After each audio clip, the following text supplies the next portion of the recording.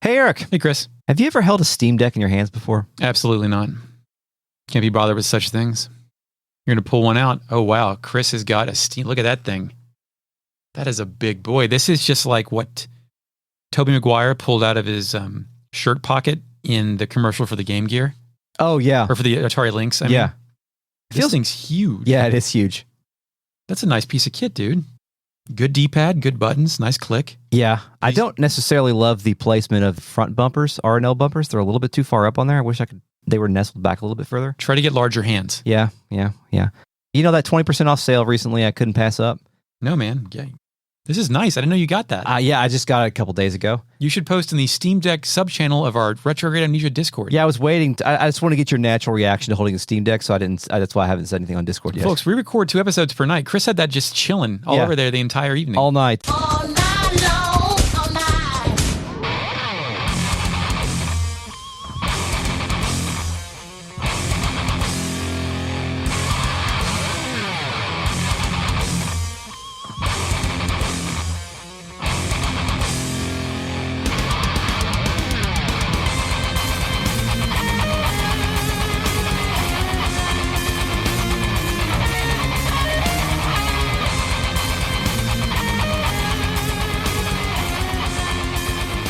Welcome to Retrograde Amnesia, a comprehensive podcast where we discuss classic role-playing games, chapter by chapter, beat by beat. Welcome back to Season 5, where we are covering Xenosaga, Episode 1, and Episode 1 only. My name is Chris, and I'm joined by Eric. Hello, Eric. Full of steam, no deck. No deck. No deck. No notes. And as always, we are joined by the RealNet, a collective of patrons who are watching and listening to us record live on a extremely private stream on the Discord server, sort of, kinda. Hello, RealNet, patreon.com/retroam. We're also joined by the Fake Net, our post-production AI companion who's also into watching games more than she plays with Vampire Survivors. Initializing FakeNet. I share a kinship with vampires, and I only wish I could feed off the blood of humanity. Is that a slight at the Vampire Survivors genre? No, I'm just saying I can appreciate games that I watch all the time, like Xenosaga, rather than interact with, if I can just move around a little bit. You're saying that's what Vampire Survivors Yeah, is? that's what I'm saying that is.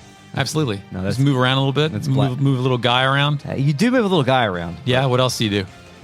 Well, you make decisions on upgrade paths. As I move a guy around. Yeah, and dodge things. Oh, yeah. I just move this guy around. Pick up gems. I need to use both of my hands when I play a game. Oh, well, you know what? You might be in the market for another ass game called Halls of Torment, where you use the right analog stick to aim your attacks. It's in early access now. It has a Diablo 1 art style. It's beautiful. So, Eric, we are cutting back to the Elsa, right? Yeah, after an entire junior episode, we're now back on the Elsa. It pulls into a space station dock because we need all those repairs, right? Because it got all fucked up on its own UTIC avoidance battle station, auto tech. Yeah, we got to stop and get gas and, get some trail mix for the kids. Oh, God, what do you think space trail mix is composed of? Oh, Gum, peanuts, no, astronaut ice cream? No, it's like synthetic meat. Yeah. Like soldier rations. Yeah. MREs. Yeah, MREs. Thank you. That's what I was trying to come up with. Yeah. Anyway. Just bugs. It's the future where we're eating bugs. The bridge door opens. Shion walks in looking for Cherenkov and finds the crew of the Elsa with no Cherenkov. Apparently my dude skipped dinner again and Shion is looking for him. Matthews is smoking. Hammer says check outside and Cherenkov mentioned finding a charter flight out of here. So my dude was originally on board to go to Milship, but now that he got his Margulis orders, he's like, I gotta get the fuck back to base or something. I gotta skip dinner again. No more food for me. I eat too neatly. Stop bringing me curry. Matthews perks up. He's like, oh fuck, did Cherenkov go out there wearing the uniform? Yeah. Oh, that's bad. This area was abandoned by the government and never properly restored after the war. The people here haven't forgotten how violent the military was, though. It's no place for a soldier to be wandering around. So that's a whole lot of civilian government lore shit. This colony, which looks fairly impoverished when we're walking around here, was abandoned by the government, and they don't like soldiers. Yeah, Eric, this game is apolitical. Nope, not saying anything. Shion's like, is it really that dangerous? And then we get a sky camera shot of Matthews taking a long drag off of his cigarette. He says it's fine here if you're a civilian. Yeah. Now we're at the dock colony. We get to see another cutscene. It's Cherenkov exiting the Elsa and moving across the dock. He turns around mid-stride, then looks over the bridge to see several of the locals staring at him. His expression doesn't change because it can't, because it's on the PS2.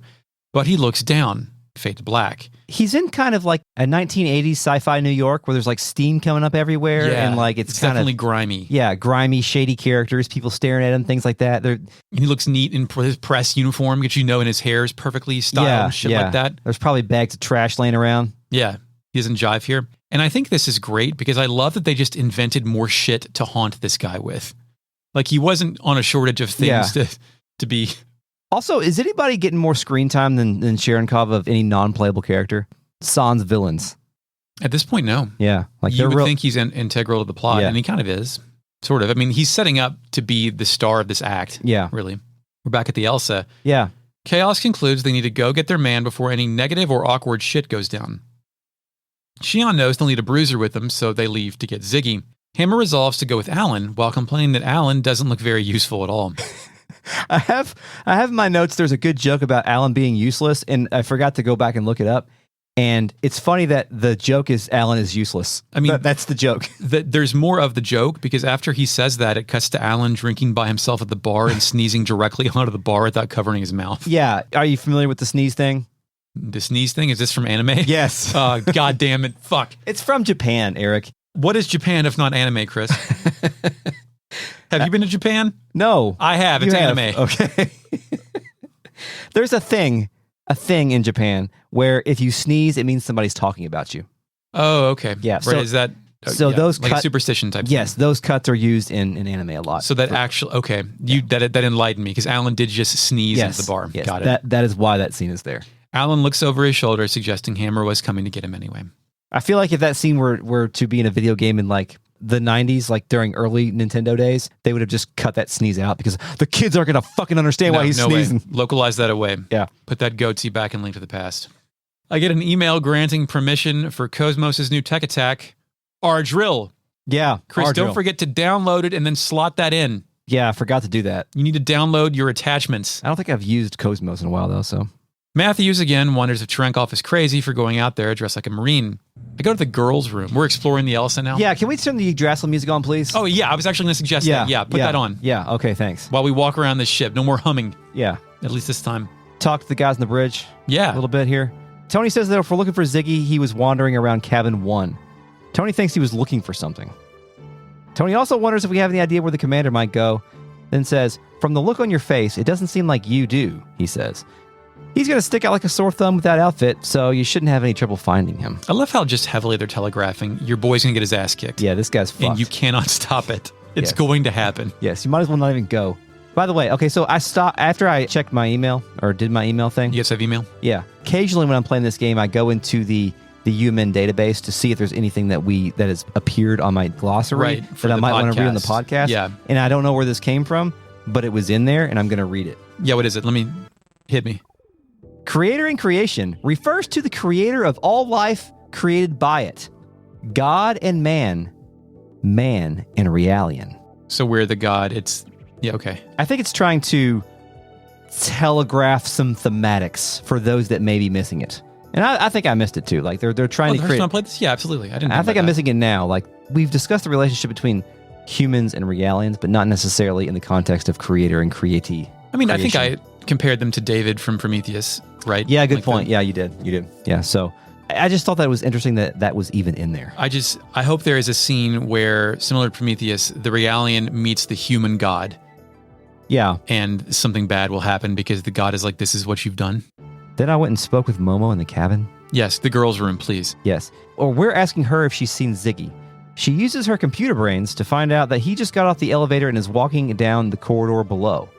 Shion says Momo really is amazing. Speak to her again and ask her what she's doing here. She says that she was cleaning the room because it is messy and she thought she would tidy it up. Momo's like, is this wrong? Is it wrong that I did this? Shion assures her that it is not wrong. She says, I bet you'll make a lucky guy very happy someday. God damn it. Speak again, she says, if I work hard and become a good wife, will it make Ziggy happy too? Won't it? Oh, like reverse Oedipal thing? There's a difference between like a shitty character portraying a shitty ethos and this situation. Like it's a pure-hearted android girl. Like pretending to be a human and thinking that's normal human behavior? That's my question. Is Momo saying this because she's been compromised by whatever societal things she has absorbed or have been implemented into her brain by her weird father? I think we need to answer that question. We need to figure out if she can age beyond looking like she's 6.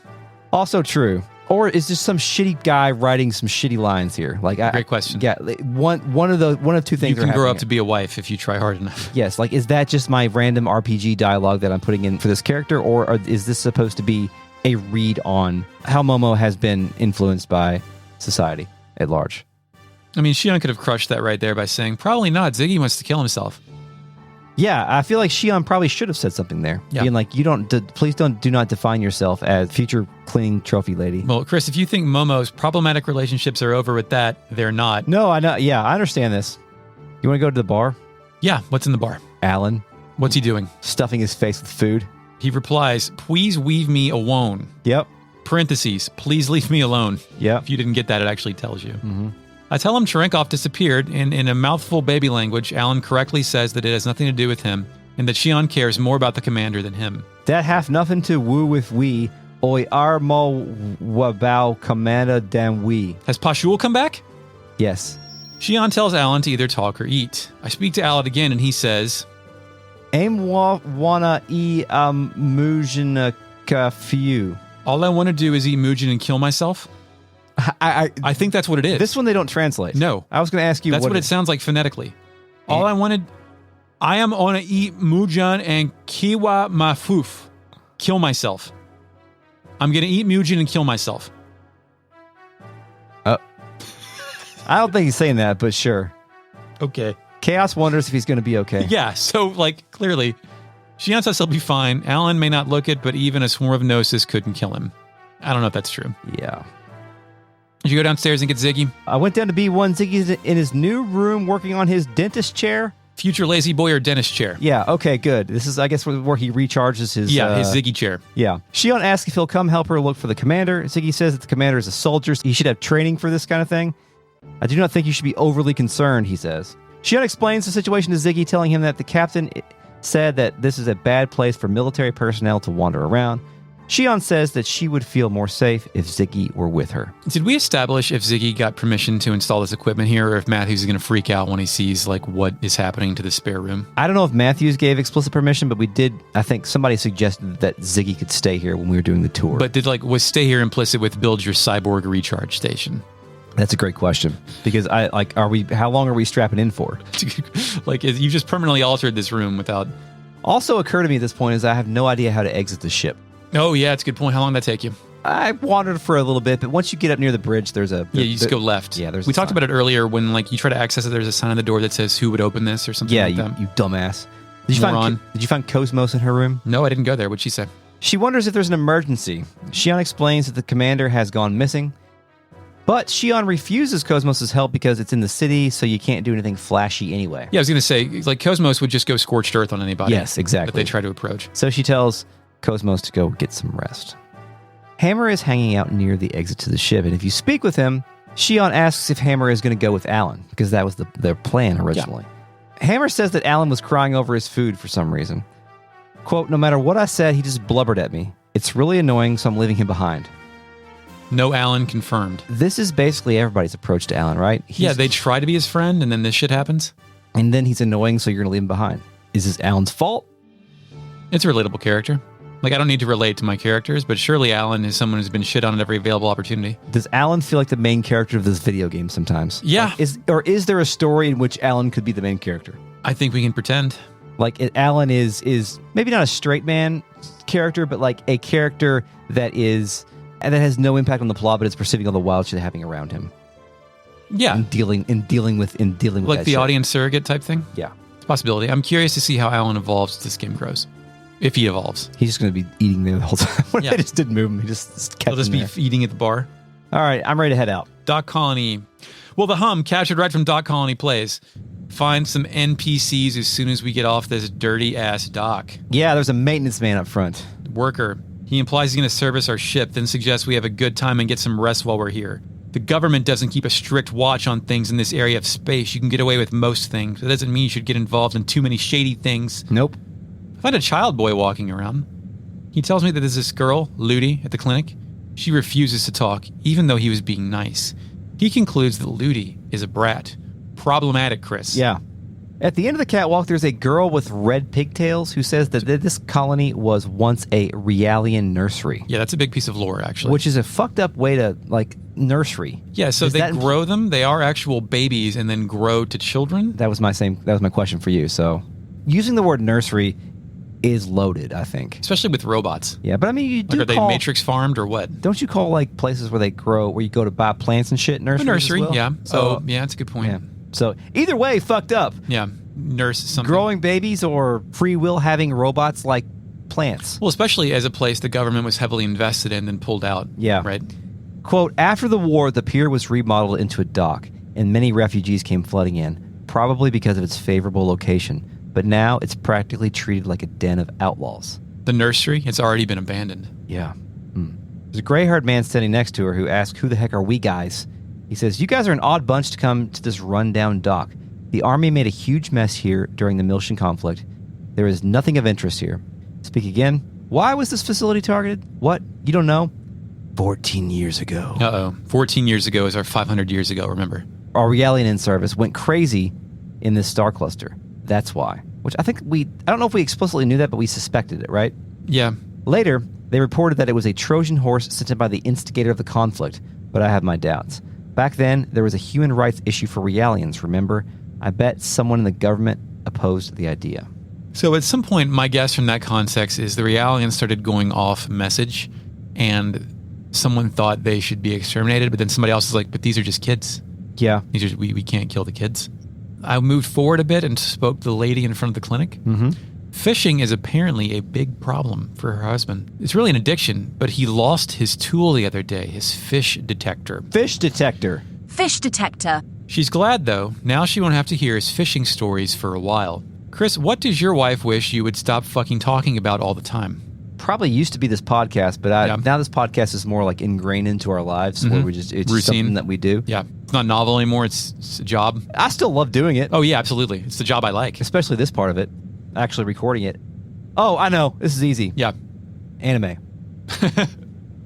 Perfect. There's no one else for Chris to talk anime about, too. That's why we're recording 12 episodes of anime this season. So I'm now Chris's wife. Well, my answer to that question, since you asked, thank you, was all of my perceived nemesises around town. Oh, yeah. That, too. Chris, what could we possibly use the fish detector for once we find one? Because you know we're going to. Where are we going to find the goddamn fish at?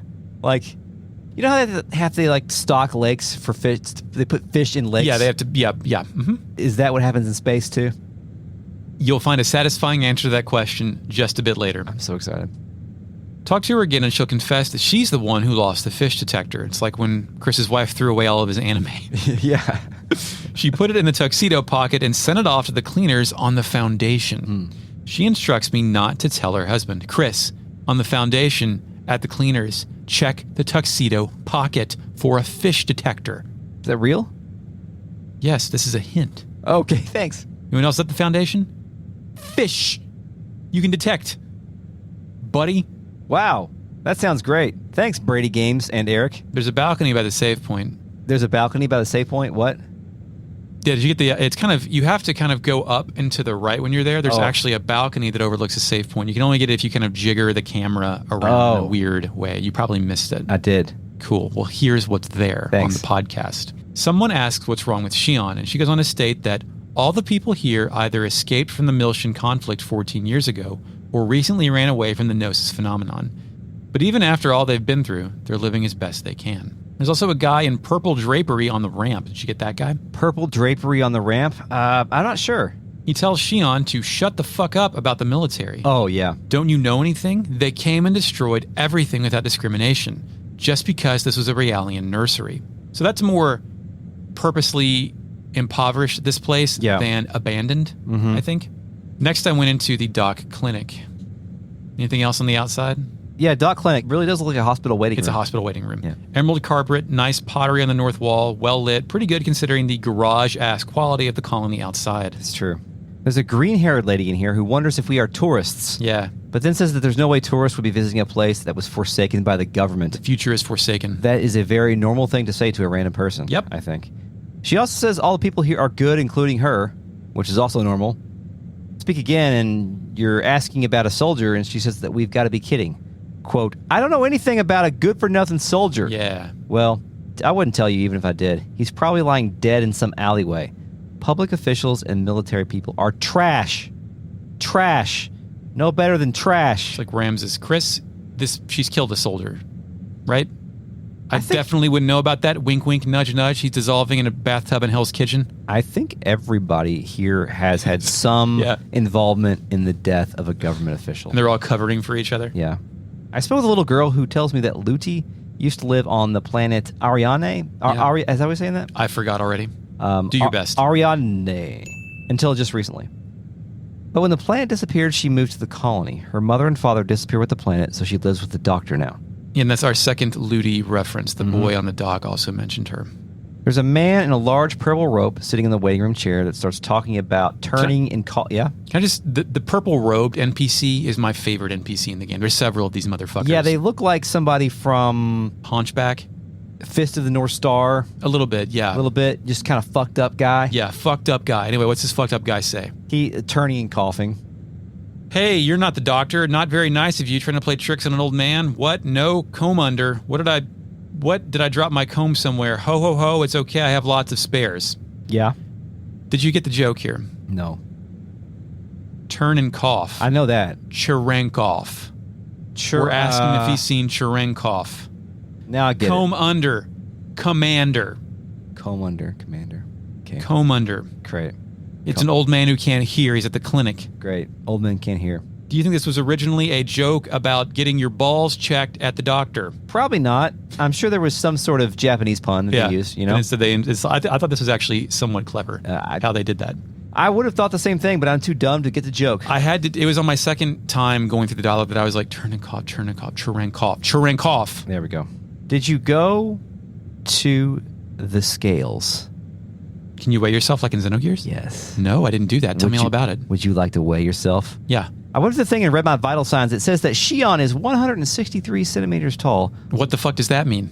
I don't know. I want to ask the fake net. Yeah. Initializing fake net. That's 5 feet, 4 inches for stupid Americans. Weighs 48 kilograms. What the fuck does that mean?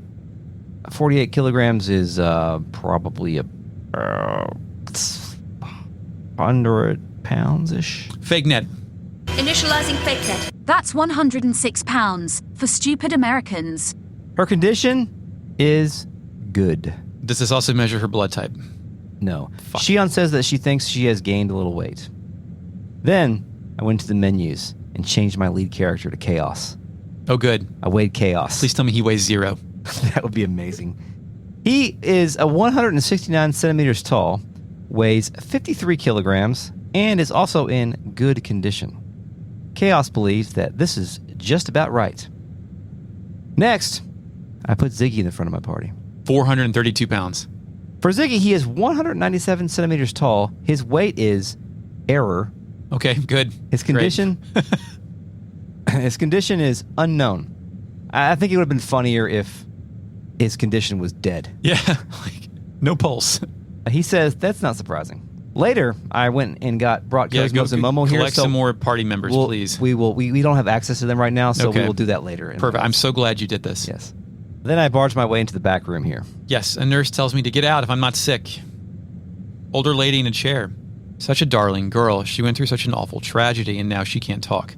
The doctor here is a quack. A quack. A quack. So he can't even cure her. A quack of Quedlinburg. Great board game. What's the use of... Well, my quack planets, it's what ducks say. How do you like that? Okay. What's the use of being a doctor if you can't cure a little girl? Great question, Chris. Are doctors useless if they can't cure little girls? It's true. The man seated next to her wonders who the hell we are and demands we take a seat and wait our turn. He then complains about having no time to rest. With so many injured out in this fucked up world. There's also a nurse who will treat you if you're tired. Yeah. HP, EP restored. Nothing about my hunger level. But you're still hungry. Yeah, you're right. She's got food too. Good job. In the very back room with 2 beds, the little girl staring at some flowers on a nearby shelf. Who is this? This is Luti. The fabled Luti. And all she does is spit dots. I asked the doctor seated next to her about Luti. He thinks your inability to speak is psychological. You'd have to get her to open up first. If she has something to remind her of home, family, and things of that nature, we may be able to get through to her. Come to think of it, she takes really good care of that potted plant in the waiting room. Yes, I believe there's a beautiful flower that only grows in Ariadne. If we can get the Ariadne flower to bloom, maybe they will give her some hope. Unfortunately, Ariadne no longer exists in this world. Likewise, the Ariadne flower also no longer exists in this world. Therefore, we cannot do anything. Chris, Brady Games Eric here. Yeah? You're going to be in something called the Cathedral Ship a bit later. Mm-hmm. Going to be a florist in there. What do you think's there? The flower? Pick that shit up. Oh, cool. Yeah, you get some more hints about this later. I go check my height and weight. Oh, man. You did it. I did do it. Oh. And then forgot about it. Great. Good job. Is that all you did in the clinic? It is. Next, I went to the shop. Talk to me. Talk to me. Never talk to me. It's called Talk to Me. It's a good old-fashioned weapon shop where there's lots of parts laying around like grabber claws and homemade robots. I think I saw an Egg's head in there. Yeah. All kinds- Egg's head. Good one. Yeah. Nice. Dizzy. Good. I didn't even mean to do that. And also lots of neon signs of guns. Neon guns. Anyway, the lady I first meet upon entering wonders if we've heard about the planetary disappearance event. Incident, please. I tell her that I haven't. She tells me that the planet has completely disappeared. Quote, the Federation government still doesn't know the cause of it, and the people who disappeared with the plan are still missing too. Planet, please. Planet, excuse me. Some think it's the work of the Gnosis. In any case, it's a terrible accident. I was trying to develop a pun with plandemic and plancident. Planetary Planned disappearance. disappearance. Nick. Plan. There's a large man who I think Hold was... on. If you tell her yes, she says the truth of the incident is still a mystery. Oh. There is a large man that was near the counter in my case that says that we went through some awful times during the war. The establishment of the Miltian Charter after the war was our saving grace. It would have been wrong to treat the Regalians like murderers. He heard that the charter passed through Parliament because the executive committee director of the Federation government at the time pushed it through. He doesn't know who that person was, but he thinks it was some bigwig from a large corporation. Wilhelm? Gotta be Wilhelm, right? That's what I was going to say. Like, who the fuck else would it be? This game's not subtle about anything. We don't know Guinan Kukai yet, right? No, we don't. So, that's a good point. Is the Kukai Foundation a corporation or a foundation? I guess it's a foundation. It's a foundation. It's in the name. Okay. The lady standing here also said that the selection here is best in the colony. She can even get her grandkids' diapers here. The world certainly has become a convenient place. Chris, do you want to buy your guns at Walmart? I can if I needed to. Speaking of, America. Did you buy any guns here? I did. Go shopping? What'd you get? I bought some Navy gloves. Fuck yeah, for Chaos. Yes. Yeah? I bought some armor for Cosmos and Ziggy as well. You mean D-Unit V3 for Cosmos and MSP-89SX for Ziggy? The exact one. Right. But, I bought some sort of rod for... Metal rod. Metal rod, yeah. Did you look at the weirdo mannequin robot thing they dressed up? It's wearing a top hat. Oh, I noticed that, but can I inspect it? No, you just look at it. Oh, I looked at it. It's weird. Yeah, it's cool. There's some nice... I mean, this is the first time, specifically this shop, where there's been any kind of interesting flair in the environment. Yeah. You know what I mean? They actually got a set decorator. Like lived in space. I mean, we did see like the whiskey bottles and stuff laying around. And like there are... Some of the spaces do feel like they're used. Yeah, but this is the best so far. I head downstairs and find a bunch of shit to blow up. Oh. Segment address number 2 is behind it, yes? Oh, interesting. Okay, well, on the way, we missed one NPC. Yeah. There's a little kid named Tom. Talk to Tom. Oh, right, Tom, wandering around, blonde-haired kid. Yeah, he says there used to be a pink ghost doll at the shop. Where'd it go? It broke really easily, so maybe it got thrown away. Actually, that pink doll speaks. Broke easily, but if you speak kindly, it would tell you all sorts of things. If you happen to find it somewhere, please be kind to it for me. Chris, Brady Games Eric here. What's he talking about? You're going to be at the Foundation a bit later. Spoilers. There's all this shit in this room owned by King, not from Tekken, and you just keep blowing it up randomly. Behind the very back is this doll. And if you're on a blow-up spree, you're just going to annihilate this fucking doll. Be nice to the doll. Don't fucking do it. Be careful when you're blowing up crates of shit. There's a doll back there. All right. He tells you fun things. I can't wait to know what the fun things are. And you can tell Tom that you found the doll. Wow. What a great video game. Basement now? Yes. The junk office? Yeah. We're going to talk about my favorite NPC from this game. Yeah, something that I remember being weird back then. It's so weird it stuck with me now. Good. Also down here is a shop called Jank. This is the man from my dreams. Uh-huh. In my memory, he was called Dank, but it's actually Jank. I think it's the same large man character model from the clinic, the purple guy. All he says is, "Heh heh heh, are you enjoying life? Heh heh heh." That's it. That's it. That's it. That's all he's got to say. for the entire game. That's wonderful. There's a red toolbox behind them and a massive crane, just an overhead light. Great. Jank. Jank. Jankman Alley. Fisherman's Final Horizon. Fantasy VIII. Yeah, Fisherman's Horizon, that's it. There's a claw hanging from the ceiling there. Yeah. It made me want Massive. to play the drill game. But Okay, yeah, you couldn't do it. I can't do it. I mean, actually, you can. You can get the drill passport. There's an entire drill minigame we can go over at a later episode. Yes. Is there anything else, exploration.colony, before you went down that ramp to see the shit? I wandered far enough south to see the commander getting his ass beat. We open with Cherenkov getting super slammed against the wall. He falls to his knees, then face plants on the dirty floor. 4 thugs appear on the other side of the camera, smacking their hands clean of an ass well kicked. One of them is smoking, which is cool. All of them, though, laugh. As Cherenkov starts to stand back up, thirsty for more, the camera cuts back to reveal a shivering Hammer watching from the corner of a nearby wall. Cherenkov rises, doing a push-up, just in time to see Hammer scamper away. Now taking a knee, Cherenkov rises just in time to hear a guy call him, "You Federation scum!" A fucking Zohar insignia glows white light and starts smoking out of Cherenkov's head. Oh no. His breath is visible as well, and the symbol turns purple before it fades to black. He's not just a plant. He's got some sort of gnosis powers, right? This isn't a whiff, but I was like, he's going to id these guys. We're going to come back, and it's going to be Viscera cleanup detail. Yeah, that's a good point. Yeah, he's not quite as profound as id, though. That's the mood that I got, like, oh my god. Dock Colony, lower ramp, playable. The background hum returns. Lady in a pink dress tells me that I shouldn't talk about the cops around here. Yeah. Military and public officials are the scum of mankind.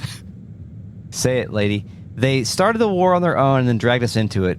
It's because of those good-for-nothings that I live like this now. Your commander person is probably dead in some ditch. Soldiers don't die decent deaths around here. Again, multiple people have murdered soldiers who have just happened to wander off the wrong ship after their Woglinde exploded. Yeah, and, this is the... I wish we could find it. Like, that's what Dank down there, or Jank has, is like the body cleanup disposal. He stores the bodies, yes. This whole, the government, the evil government has abandoned the underclass or whatever. It's not original. Like, we've seen this in stories before. I'm surprised it's in this game. But, that's what I'm getting at. I'm surprised that it's in this game at this time. Like, we understand... Most people, I think even teenagers, understand implicitly that, like, governments abandon the underclass or the indigenous or whoever you may insert in that. And I'm glad that it's represented in here. I don't know how much it's going to play into the main story, but I'm glad that, like, there is some, like, acknowledgement that this isn't a Star Trek utopia. No, yeah. In the beginning of this podcast, we wondered if this was post-scarcity, if poverty existed anywhere in the universe, and we've just found it here. And I don't know if it's incidental for set dressing or if... It would disappoint me if this whole apparatus exists to drive Cherenkov insane. Yeah. Like, that's the only reason. Yeah. There's a couple a bit further down. Oh, yeah. I actually went too far and got the cutscene, so go ahead. The couple. Hello, are you here on business? Not that we have anything worth seeing here, but please make yourself at home. Commander Cherenkov, so you're looking for a soldier. Are you an idiot or something? Looking for a soldier on this colony? You must be insane. Please don't let it get to you. Her person next to her is now like, Marines killed her family during the Miltian conflict. Jesus. Everyone related to this facility was branded as a traitor and got taken away by the Federation. After the war, we demanded compensation. But they said it was one rogue unit's fault, and that was the end of it. That's why she gets like this when she hears about soldiers and public officials. The worker out in the dock between the ships says that the universe is becoming a chaotic place.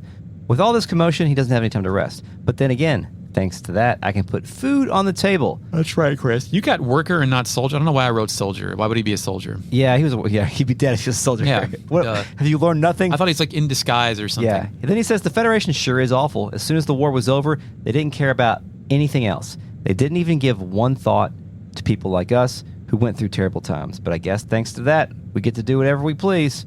Both sides, right? Both sides, man. Yeah. Both sides case plays. Yeah, Moving one screen to the left, Hammer rushes up with a theoretical oh shit look on his face.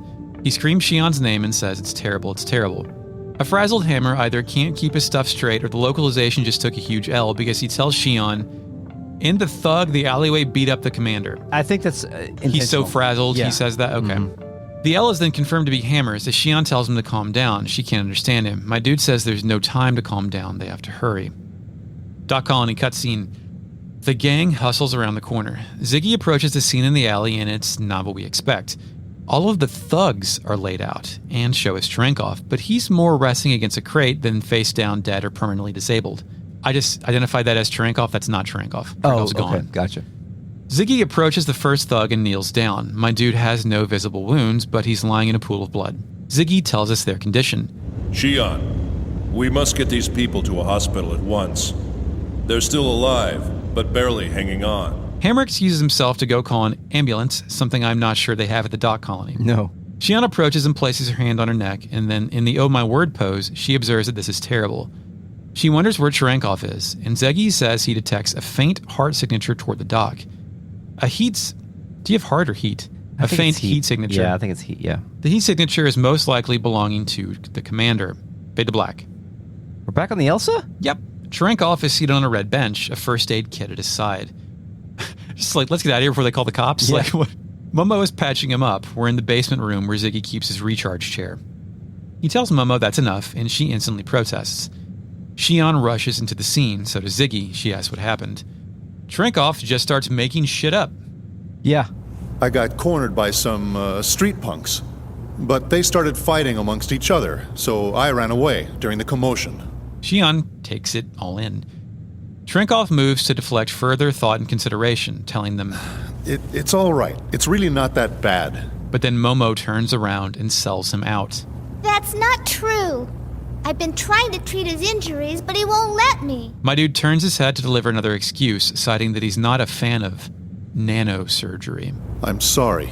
It's just, I'm not a big fan of nanosurgery. I would also not be a fan of nanosurgery What do if you I think had that a is? magic onk on my forehead. If I was glowing with magical powers and Yeah. I'd been subject to whatever this guy's been doing.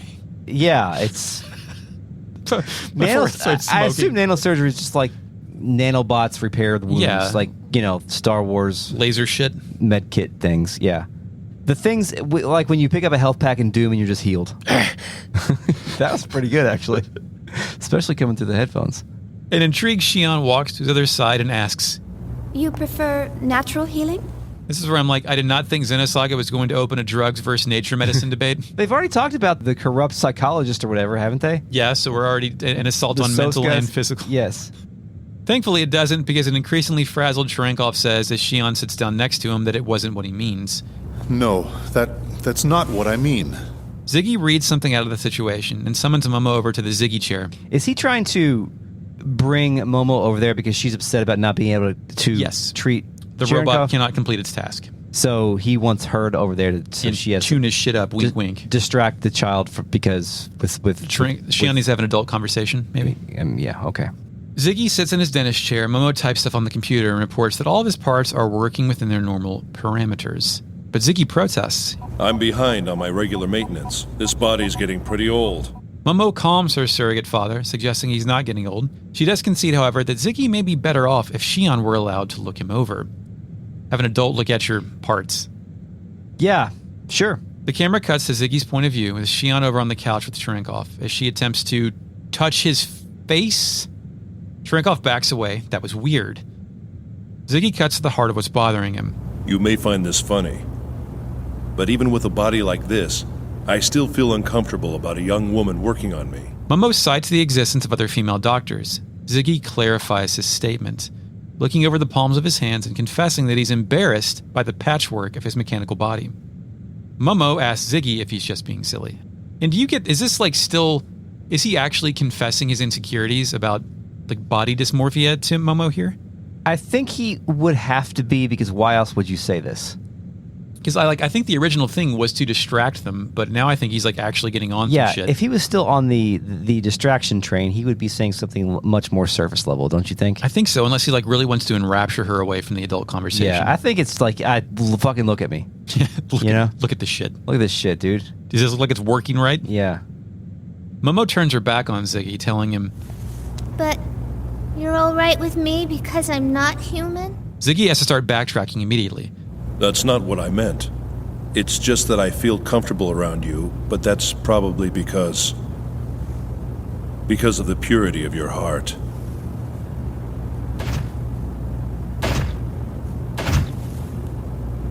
And not because I see you as an object. That makes her happy, but also like, Is this dude making up more shit than Cherenkov?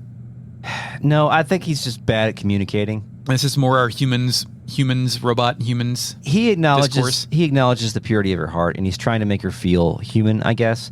But to use the phrase "the purity of your heart," I do think he's bad on purpose. Like he's written bad. Like Okay. it's not poor writing. He's written to be shitty at this. well, then it works. Yeah. Because like it did come across as awkward because there's been a few like phrases that this game has used that feel out of place. Yeah, But this time, I think it's more intentional. it's also kind of calls back to his conversation with his son, where he's like, "Yeah, it's a dog," like just real placid, Yeah. zero empty head That's shit. true. I should have been the one to fill your dark soul with light. That's how he said it. Not your madman father. Okay. Momo buys it. She thanks Ziggy and expresses how glad she is. We then cut to Cherenkov. Observing the exchange between Ziggy and Momo, he blurts out, How I envy you. What's he envy? Remember he talked about in the past, I think when he was talking with Margulis maybe Margulis said this. Somebody said something about blissful ignorance and whatnot. Yeah. Like red Oh, the pill, innocence blue of pill children? shit. Yeah, okay. Not in that context. Yeah, I know, please. but Fucking hell. First they took the Matrix From us. allegories and then they took Matt Walsh, the good Matt Walsh. yeah. Anyway, go ahead. Momo gives a huh to that, and a disheveled Cherenkov wipes his mouth and fumbles his words and tells her it's nothing. As Cherenkov exits the room, Shion approaches and wonders if this dude is all right. I wonder if the commander's really all right. He's been acting strangely ever since we boarded the Elsa. Or just ever. Yeah. Period. That's his entire existence in terms of his Acting- relationship with Shion. Just parentheses, acting awkwardly. Yeah. Elsa cutscene, music, anxiety plays. Yeah, there's some anxiety going on here. We open with Cherenkov fumbling around and breathing heavily as he moves through the Elsa's lower decks. My dude is holding onto walls for support as he passes by. You ever been there, Chris? Holding on the walls for support? As you walk through a hallway, making it to the goddamn bed? Yeah, usually if I've been on the toilet for too long and my legs fell asleep Yep. and I start walking and I got to hold on to the walls. Yeah, that's good. Yeah. I do that when I'm trying to pee in the dark to navigate my way there. Kind of touching around the walls, making sure I'm turning the corner correctly. I usually grab my phone and use it. Oh, but my phone's charging at night, and my cable's all fucked up. So if I touch it, I'm gonna have to spend time, like wake myself up, plug that cable back in. Not gonna fucking happen. You should get a new cable. We gotta. Yeah, I should. Is it USB-C? No, it's a fucking iPhone, whatever that is. Well, In black and white, he quickly flashes back to a hanging body. yeah, the salting of the bodies from the Waglinde. Is that what this I is? think so. Yeah. Okay. He experiences more flashbacks and rapid cuts, and we come to see it as the Gnosis attack on the Waglinde, when a Gnosis held a dude by his head and exploded him into pieces. Finally, it appears to all be too much for poor Cherenkov, and he sets his back to the wall. We see a new version of the flashbacks that reveals his head clutch in the Gnosis' grasp. That's when I realized this isn't a flashback, it's a PTSD-based premonition. My dude's breath once again becomes visible. Cherenkov removes a syringe from his left pocket and injects himself in the neck with some kind of future drugs.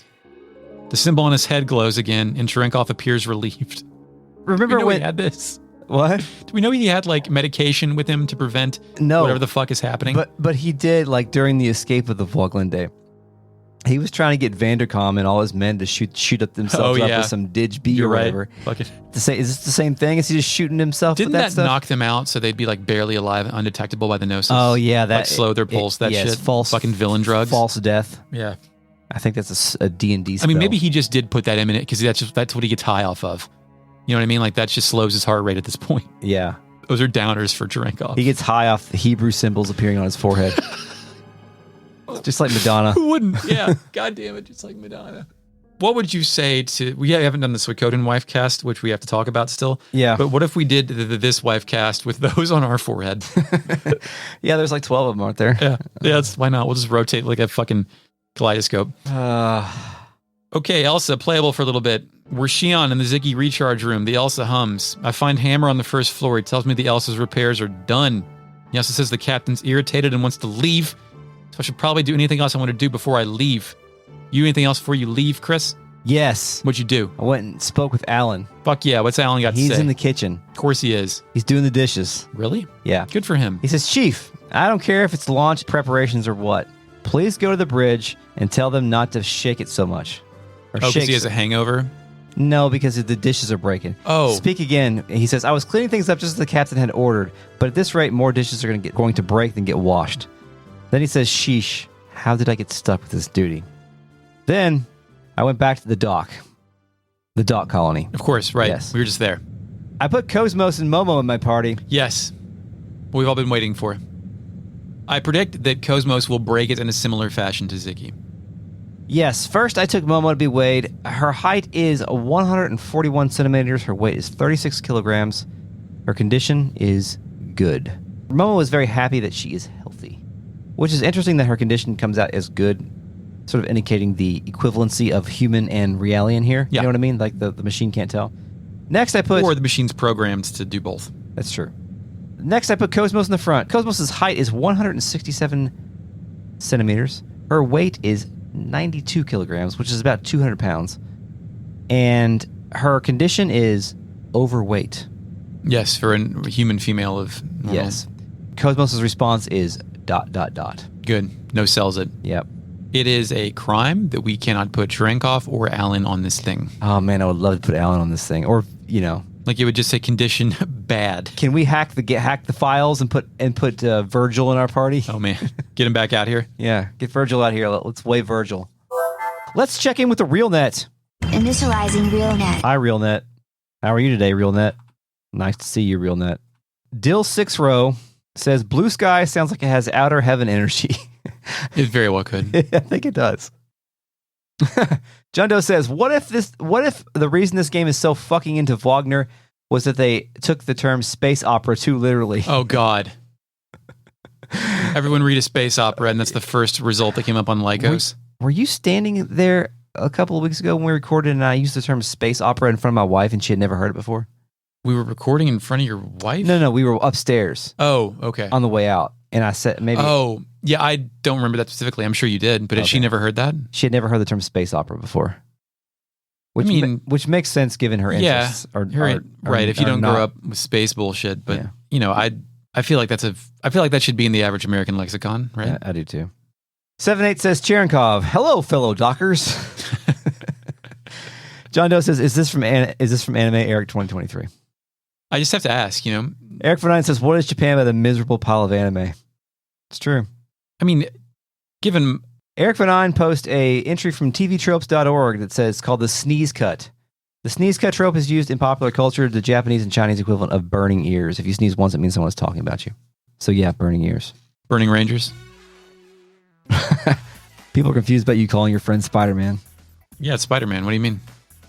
There's actually not even a story there. He's a guy we went to school with. I just randomly started calling him Spider-Man one day. There's no even fucking reason for it. I have to think what his actual name is. Me too. Okay. John Doe says, the encyclopedia entry talking about God made man, man-made realians, etc. feels like another excuse to inject a little more ye shall be as gods thematics. Same with the offhanded Frankenstein reference with Mary Shelley. Yeah, I guess you can connect that. That is a man making a... Just in case you missed it, guys, here's plenty of references. I'm for it. I would rather have too many references than not enough. John Doe says, Cosmos enters the dock colony and immediately starts ranking locals from most to least dispensable.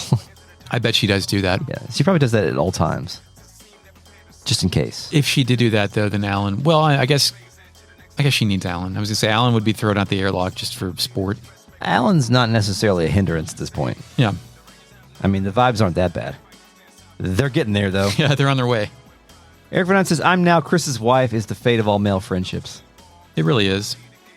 I may have misspoke because John Doe says, okay, wait, what the fuck? There's no way that Chaos weighs significantly more than Shion. I don't think it was that much more. I think it was only a couple kilograms, but maybe I said it wrong. He looks, you say more or less? John Doe says there's no way he weighs significantly more than Shion. Is he taller? I don't know. I think it was just a handful of kilograms. But anyway, TC responds to that and says, it's the weight of the cross. Oh, God. The invisible cross that he bears. 7-8 says it's because of Chaos's giant hog, which... Okay. The cross joke is better, but that one's also really good. John Doe says, a trained soldier with weird glowing face tats definitely didn't murder a bunch of dudes in an alley. They lived. It was like the Batman rules where they were alive when he left. Yeah, it's true. So really, he showed restraint. Eric Vernon says, it's a good thing that Cherenkov is surrounded by the most socially incompetent people in space. Otherwise, his cover might have been blown. Right. That's a really good point. Let's leave this man alone in the room with Cosmos at night. All right. Thank you, RealNet, for your contributions to this podcast this evening. And thank you for your continued support of the podcast. This podcast is a production of Retrograde Amnesia, recorded on September 25th, 2023. You can email us at podcast at retrogradeamnesia.com, cohost.org/retroam, Retro Amnesia Pod on Twitter, YouTube somewhere. That's you, man. You just made the type YouTube in account. Just type in YouTube. Yeah. Retrograde Amnesia YouTube, you'll find it. I think there actually is a URL. I'll write it on here next time. Anyway, patreon.com/retroam to support us, get bonus content, miniseries, all that kind of stuff. Great stuff. retroam.collections.com, whatever. The outro continues to thrive out of the mouth of Chris. We even have Blue Sky now, which is retrogradeamnesia.bluesky.org or something. Flawless. Absolutely flawless. Yeah. Support us on Patreon, though, at patreon.com/retroam. I would. That's the only important part of this, is please do that, because it enables us to do these things. And one day we'll make enough money for Chris to have a proper outro. That's a guarantee. Yeah, it's true. Thanks, Mark, for the intro music. You're welcome, Chris. Thank you to World Send for the podcast artwork. Until next time, Eric. You know, we should actually once again credit the guy who timestamped all of the goddamn music in that one cutscene. Yeah, was it Michael? FakeNet will tell us. Initializing FakeNet. That would be RTG_142857. Okay, thank you, FakeNet. You should be thanking RTG_142857. Until next time, Eric. Yes, we'll play shitty Virtual On. Sayonara, baby.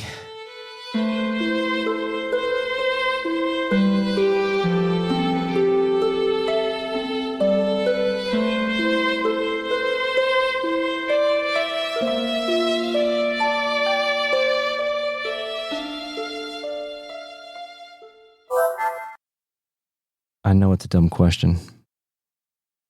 Why are you asking me this question? Testing 1, 2, 3. Internet. Did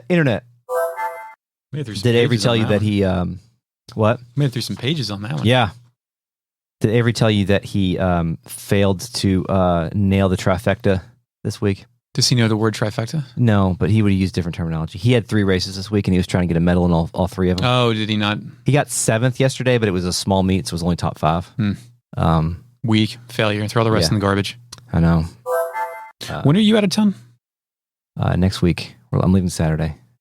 You're leaving this upcoming Saturday? Yes. Okay. I was going to ask if you were doing the Denny Crum race, but I guess not if you were leaving. No, I want to, but no. I have to find somewhere to run down there because the, not necessarily for myself, but the state cross country meet is a week after we get back on the following Saturday, and then the Saturday after that is the state championships for cross country. Have you round the beach before? No. Sucks. Yeah. It's majestically beautiful. I recommend it, but found a couple parks and stuff. Sucks. This one other cross country dad said he makes his kids do sprints in the sand. It's basically similar to trail running, I guess. But I'm not going to do that because it's going to be kind of it's time to taper a little bit before the state meet. What's that guy got that big Nintendo Switch for? He's got those hoary pads. And a dog. You want to hear some hot sounds I've recorded? Yes. I forgot what we were doing for a second. I was going to say, do you wish you were playing Xenosaga on that? I thought about it, but I don't really have time to be tinkering with too much junk right now, and I do like my setup out there. But yeah, I'll probably turn this into an emulation station of some sort, depending on what our next season covers. Throw that analog pocket in the trash. Unless it's a 16-bit era game, I'll probably use that because that thing's fucking sweet. I like that thing a lot. I played Double Dragon Advance on that the other day. God bless the ring. I'm impressed by both of those gadgets, Chris. Good job upping your handheld game. I went to Fazoli's yesterday, by the way. Congratulations. I said we were driving home from the race, tangent, and I was like, let's go to Louis'. Yeah. Because we were on Poplar Road. Which right there. But it was closed. It was Sunday night. It was closed. Mm-hmm. So I was like, what's always open? I was like, let's just go somewhere where we can just get in and get out. Like, I don't want to go to McDonald's or some shit. I was like, somewhere like Fazoli's. And Brooke was like, let's just go to Fazoli's. And I was like, there's still Fazoli's? Where? The one where Denny's used to be? No, we went all the way down to down Preston Highway near the Jesus Christ. Well, down by on the other end, like going out towards the movie theater out there. We have to pass that way on the way home anyway if we're taking the Snyder. Okay, so was it adequate? It was different. They don't have a breadstick passer anymore. No. Well, then why even go? They just yeah, exactly. They just bring you a bunch of breadsticks wrapped up in a thing, Like a bundle? like a thing in paper. Yeah. I think. Can I further tangent the tangent? Yeah. Our friend Spider-Man used to work there. Yeah. And were you like we loved the breadsticks, and he always told us they were total ass. Yeah. Were you there when he brought us the special breadstick? No.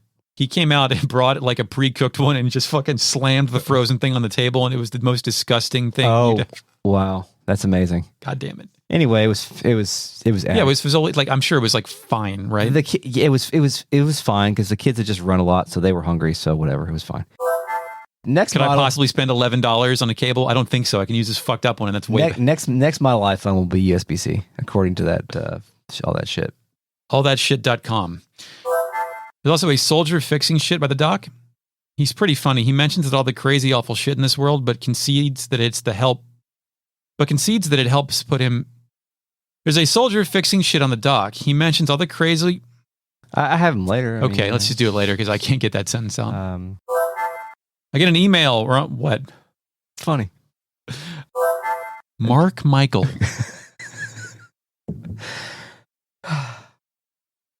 This whole getting up at 6:30 a.m. thing is not working out well for me. You should try 4:30. No, I won't. I think it's just kind of. I think it's because is. Sorry, Song of Ice and Song of Bonds of Sea and Fire. Bonds of Sea and Fire. Jesus. Brave of the Strong. No, Bonds of Sea and Fire is different than. Yggdrasslin music. It is, isn't it? It's something. It's just called Yggdrasil, isn't it?